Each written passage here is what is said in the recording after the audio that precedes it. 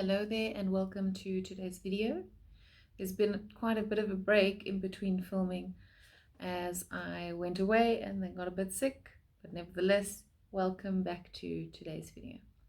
So today's topic is going to be focusing on how responsible are we for other people's happiness.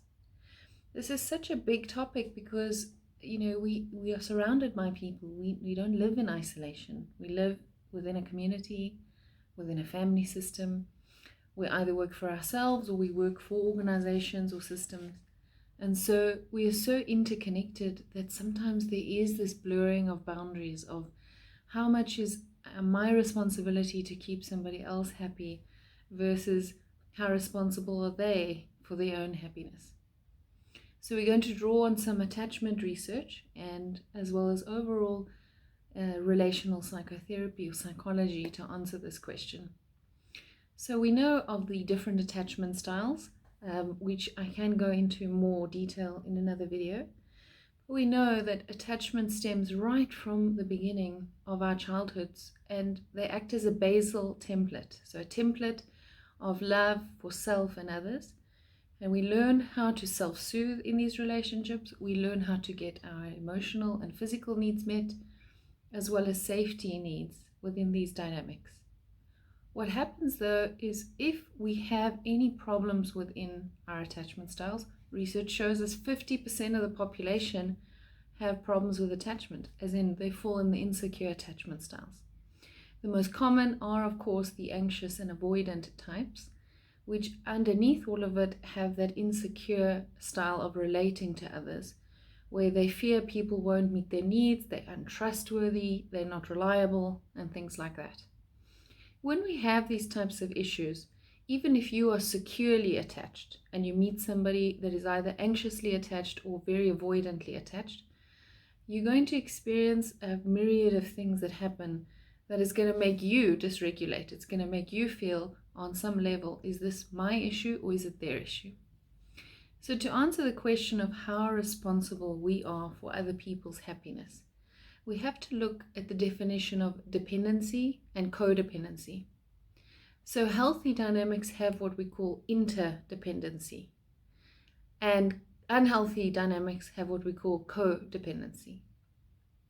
Interdependency means that because we live in a system, we live in systems where we need to rely on each other. We can't do things alone. We can't live in isolation. We actually do need each other to really look at how we can, in various ways, help each other grow and evolve, and sometimes even look at ourselves in the mirror and say, where am I failing in my own development? Or where am I sabotaging myself? So we need other people.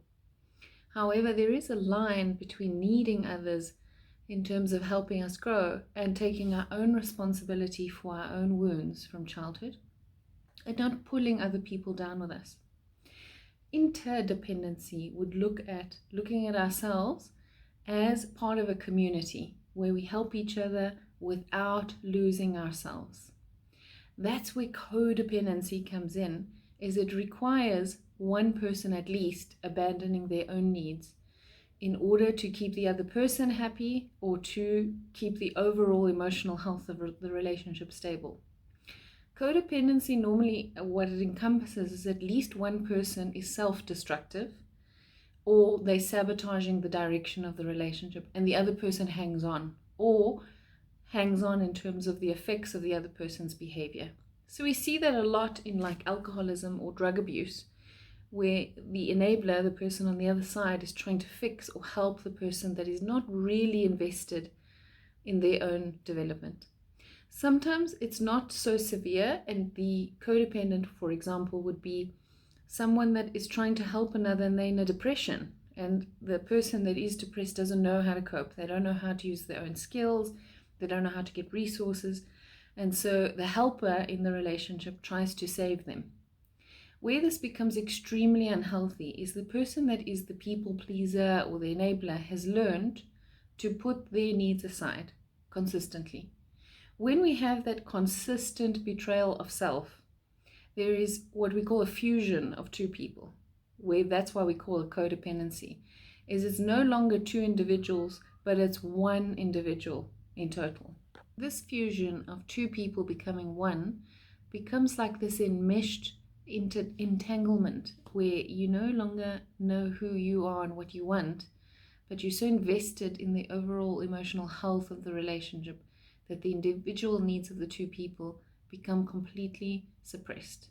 And that's where it becomes very, very, very unhealthy. Normally, people that fall into these dynamics learn to do so in childhood.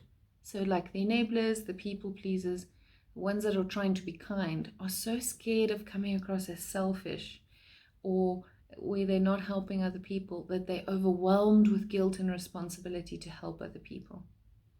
Then the person that absolves themselves of responsibility is very used to, from various things that happen in childhood or a very deep wound, they're used to asking or expecting help from other people, and they're not in touch with their own internal power, so their empowerment needs. So you can see that both are attracted to each other. Now let's move on to interdependence. So how responsible are we for other people? As opposed to popular literature where you hear a lot of things being spoken about in social media, where it's being told that you're responsible solely, fully for your emotional needs, it's not entirely correct.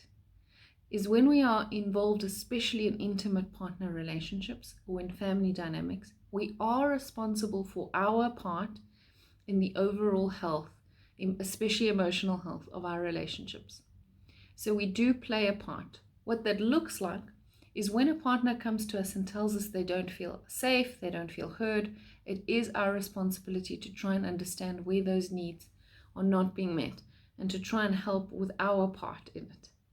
A lot of people, however, don't know what is that line between what is my role and your role. And when we fuse into codependency, it moves into one person taking way too much responsibility and the other either sabotaging it or not taking on enough. However, in interdependent dynamics, healthy, secure attachment styles, we have that notion of we are both responsible, we both need to come together, and we are both co-creating a space of helping one another and loving one another, and especially also giving space. So in interdependent dynamics, we have healthy boundary systems where we give each other space to grow as individuals and then also to come together as either a couple or maybe a sibling relationship, a friend relationship. So one of the ways to check if you are in a relationship that is really, really draining, where you feel quite codependent, is where you feel way too responsible for the overall health of the person, not the relationship, but sometimes it does blow into the relationship. So do you feel varied in terms of your nervous system, your stomach, your body? Do you sometimes feel that when you're around this person, that if you don't help them, they're not going to be okay, or something's going to happen to them? That is your first clue that this person doesn't either have or doesn't want to access resources to help themselves. And another aspect is you feel that your needs are either so suppressed because you can't speak up for whatever reason, because the person can't cope with what you're saying or holding them accountable, or if you do speak up and you try and say something, you feel so guilty because that person is struggling with so much with their own things, is you are now in a codependent dynamic. We all deserve to have our voices be heard and nourished and validated in terms of our healthy relationships. And the function of a relationship, apart from growth, is to also self-regulate, to look at ourselves and find safety and nurturance in these dynamics, because that's what we needed in childhood. Is kids are completely dependent on their parents. Infants, developing children, need their parents to grow. When we grow into adults, we carry those wounds in us. So in terms of, like, for example, the anxious style, if they're around an avoidant type of person, they will feel they need more reassurance that they won't be abandoned or their needs will be met because they're anticipating the avoidant to leave. On the other side, the avoidant, if they're in the presence of, for example, an anxiously attached style, they will feel so overwhelmed and their unconscious will tell them that this person is going to completely take away my independence, put their needs on me. So both styles are part of the insecure attachment style. You will know it when you're around these types of people because they're going to make you feel in various ways that either your needs can't be met or that their needs are too much. So it's important to know this because all of us have attachment styles that are pretty concrete. However, they are fluid in the sense that you can be securely attached, but if you're around a very anxiously attached person, you can still regress and feel quite avoidant. Your behavior may be a bit avoidant because the needs of the other person is too much. So I hope this helped, and please send any questions on this topic and we can discuss further. Remember that our emotional needs in our own soul, in our own unconscious from childhood, needs to be individual, as in we are responsible for it, but we are also responsible for our role in the overall emotional health of our relationships. Be mindful of when you take on too much responsibility or when you are neglecting the relationship, because both of those things need to be met. All the best and have a good day.